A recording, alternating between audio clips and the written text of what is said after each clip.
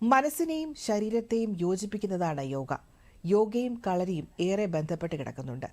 Kannur Munderi പഴന്നോട്ടെ K P. Abdul Khader Haji ഗുരുക്കൾ വർഷങ്ങളായി യോഗ കളരി പരിശീലന രംഗത്ത് സജീവമാണ്. റിപ്പോർട്ട് കാണാം.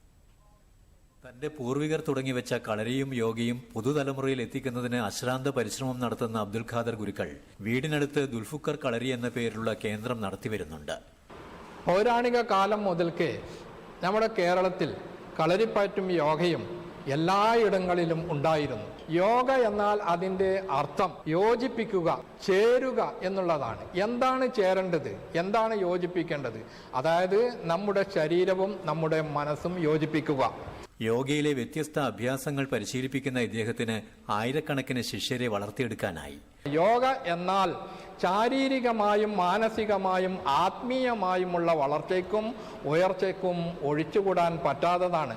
മനുഷ്യജീവിതത്തിൽ ഒഴിച്ചുകൂടാനാവാത്തതാണ് യോഗയെന്ന് അബ്ദുൽ ഖാദർ ഹാജി ഗുരുക്കൾ പറയുന്നു.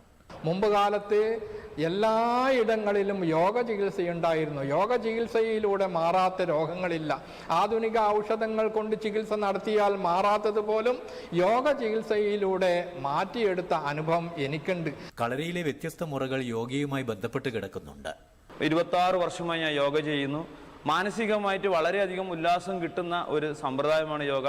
മനസ്സിന് ഒരു ടെൻഷൻ ഉണ്ട്. എൻ്റെ ജോലി സംബന്ധിച്ചമായിട്ട് എനിക്ക് രാവിലെ പോയിരുന്ന വൈകിട്ട് വരെ നിൽക്കാനുള്ള ഒരു അവസ്ഥ ഉണ്ടാക്കുന്നത് ഞാൻ രാവിലെ ഒരു അരമണിക്കൂർ കളരിയും അതിനുശേഷം ഒരു അരമണിക്കൂർ യോഗയും കൃത്യമായി ചെയ്യുന്ന ഒരു വ്യക്തിയാണ്. യോഗയും മറ്റും സ്കൂളുകളിലും പരിശീലിപ്പിച്ചു കൊണ്ടിരിക്കുകയാണ്. എനിക്ക് ഇതുവരെ ഒരു ഗുളികയും കുടിക്കേണ്ടതായിട്ടുള്ള ഒരവസ്ഥ വന്നിട്ടില്ല. യോഗാവിദ്യയും ചികിത്സയും എന്ന പേരിലുള്ള പുസ്തകം ഉൾപ്പെടെ ഒട്ടേറെ ഗ്രന്ഥങ്ങൾ ഇദ്ദേഹം എഴുതിയിട്ടുണ്ട്. 1000-ഓളം യോഗാസന മുറകൾ ചിത്രസഹിതം ഈ പുസ്തകത്തിലുണ്ട്.